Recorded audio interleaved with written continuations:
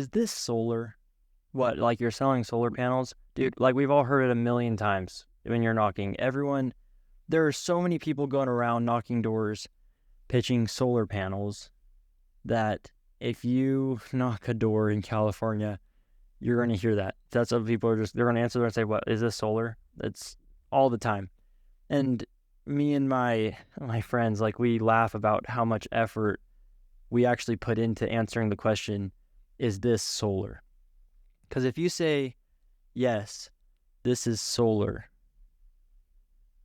you just confirmed whatever misconceptions they have in their head about solar.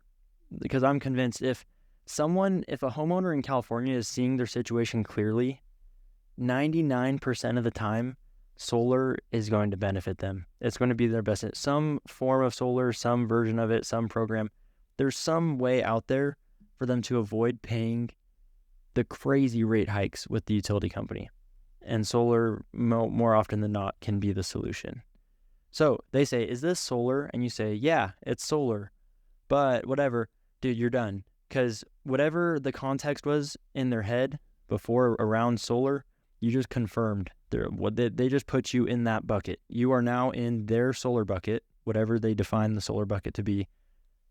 And since the context is the exact same as every other solar person that's come by, they have no reason to behave differently. And so they tell you what they tell everyone else. Okay, cool. I don't need solar. See ya. Bye. Not interested. Right? Because if you change the context, you change the allowable behavior. And so we need to change the context. We can't just say, yes, I sell solar. Because if you say, yes, I sell solar, and they take that as, oh, he wants me to make a big down payment. He wants me to go into debt. This guy is trying to sell me solar panels. It's going to be expensive. It's going to cost me a lot of money. It's going to be hard to move. Whatever it is, that's not actually true. So like, you can tell yourself that you're being honest by saying, yes, I'm selling solar panels. But in reality, you're not only responsible for what you say, you're also responsible for what gets heard. And so if you say, yes, I'm selling solar panels, and then they interpret that incorrectly, however they decide it, there's so many ways that could be interpreted. I don't know that you're being completely authentic in that instance, because yes, you're responsible not only for what you say, but for what gets heard. So when someone asks us, is this solar, point blank, how can we speak the truth while also ensuring that they hear the truth? Now, when I break this down, I'm going to break it down through the lens through pitching a power purchase agreement, because personally, I see that as the most incredible product for solar in California, especially with the way interest rates are right now and financing. Like, the PPA is amazing, and what it does for customers is phenomenal. So, number one, when someone says, is this solar, or any other objection for that matter, you cannot be a spaz, dude. What if you don't want to get put in the solar bucket that this customer puts every other door-to-door guy in? You can't behave the same as every other door-to-door guy that comes to the door. What is every other door-to-door guy doing that comes to the doorstep? Talking fast. They're talking so fast you really can't understand them. They're talking too much. They don't give the customer an opportunity to speak. They're dressed like a door-to-door salesman. They're wearing a polo shirt. You all have this image in your head, right? They're wearing a polo shirt. They got the logo on their chest. They're wearing Nikes and the chino shorts, and then they got the hat on half the time. Like, they got maybe an iPad and the Segway next to them. That's the sales dude. You're going straight into the sales bro bucket, into the solar bucket right then and there. So how do we distinguish ourselves? How do we not get put right into the solar bucket? Don't do those behaviors that every other door-to-door person is doing in the industry. Number one, especially when they say, is this solar? We've all done it. Don't act like you haven't done it. They say, is this solar? And you kind of spaz. You're like, your shoulders come up, you freeze, and you go, and then you say no. And then do they actually believe you that you're not selling solar when you have a spaz attack and sputter out the word no? dude, it's game over, dude. They see right through you. They say, yeah, okay, thanks. Not interested. They don't even ask what you're doing because they automatically assume that you're just selling solar panels. So when they say, is this solar? The number one thing that I do, first of all, I take a breath. Like I literally I'll inhale and I'll exhale. And I'll look to the side and I'll think.